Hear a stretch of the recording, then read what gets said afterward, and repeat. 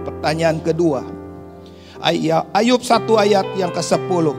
Bukankah engkau yang membuat pagar sekeliling dia dan rumahnya serta segala yang dimilikinya? Apa yang dikerjakan telah kau berkati dan apa yang dimilikinya makin bertambah di negeri itu. Seolah-olah iblis berkata tentang Ayub, pantas dia menyembahmu.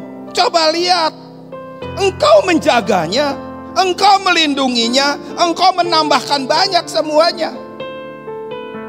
Ibaratnya para pedagang, semua bon putih cepat kembali, belum jatuh tempo langsung pada bayar.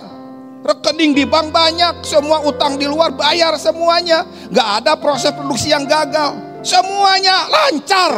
Sementara tetangga sebelah kiri sepi. Lalu ada orang berkata, yang lain resesi, saya resepsi. Dijarah loh sama orang yang resesi. Enggak gitu kebenarannya. Ayat ini berkata, kalaupun Tuhan tidak memagari, aku terus menyembah Tuhan. Kalaupun engkau tidak membuat aku bertambah banyak di negeri ini, aku juga tetap menyembah Tuhan. Tapi iblis meragukan itu. Pertanyaan ini pertanyaan kedua kepadamu. Kalau engkau rugi, tetap menyembah Tuhan? Kalau engkau habis, tetap menyembah Tuhan? Harusnya iya. Harusnya iya. Ayub 1 ayat 11. Pertanyaan ketiga. Tetapi ulurkan tanganmu. Jangan berkati dia lagi.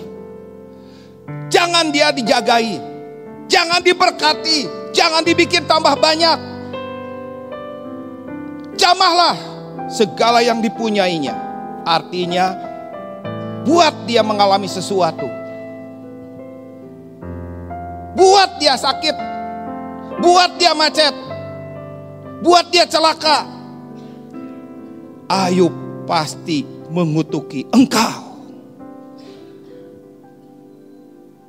Pertanyaan ini juga ditujukan kepadamu semua.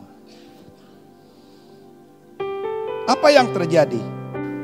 Ayub 1 ayat 20 dan 21. Maka berdirilah Ayub, lalu mengoyakkan jubahnya dan mencukur kepalanya. Kemudian sujudlah ia dan menyembah, katanya, dengan telanjang aku keluar dari kandungan ibuku. Dengan telanjang juga aku akan kembali ke dalamnya. Tuhan yang memberi, Tuhan yang mengambil, terpujilah nama Tuhan. Dalam kesemuanya itu, Ayub tidak berbuat dosa dan tidak menuduh Tuhan berbuat yang kurang patut. Ini Ayub mengalami satu goncangan yang besar. Dalam situasi yang tenang, tiba-tiba seorang pembantu datang. Bapak, kambing domba, lembu sapi habis. Tiba-tiba ada puting beliung menghancurkan semua. Ayub lagi penahan napas, datang pintu, dok. Lalu ada apa? Bapak, keledai, unta semua dirampas. Ayub lagi tahan napas, tambah gak bisa bernafas. Sampai akhirnya yang terakhir, Pak. Anak-anak bapak yang 10 orang itu mati semua. Ayub diam aja. Dia berdiri di depan 10 peti mati anaknya. Apa yang terjadi kalau itu terjadi padamu? Dia berdiri di depan 10 peti mati anaknya. Lalu dia mencukur rambutnya, mengoyakkan jubahnya.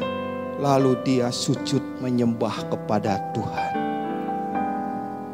Kenapa di depan 10 peti mati anaknya dia tetap menyembah Tuhan?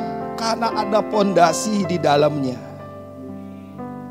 Di dalamnya terbentuk pondasi.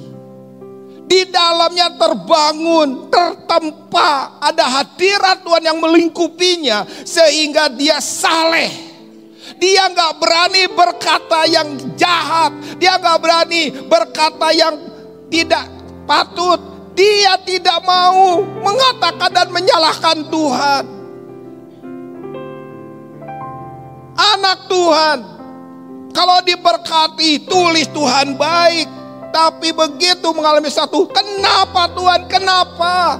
Dulu waktu aku sedang pergi ke Gunung Kawi, gak pernah mengalami masalah seperti ini. Sekarang aku mengikut Engkau, aku mengalami masalah, aku ditipu, aku dihianati, aku ditusuk dari belakang. Kenapa Tuhan? Penyembah gak pernah berkata, mengapa Tuhan? Menyembah akan berkata, Tuhan adalah Tuhan yang baik. Apapun yang aku alami, aku akan tetap menyembah Tuhan. Yang gini-gini harus terbangun dalam gereja ini.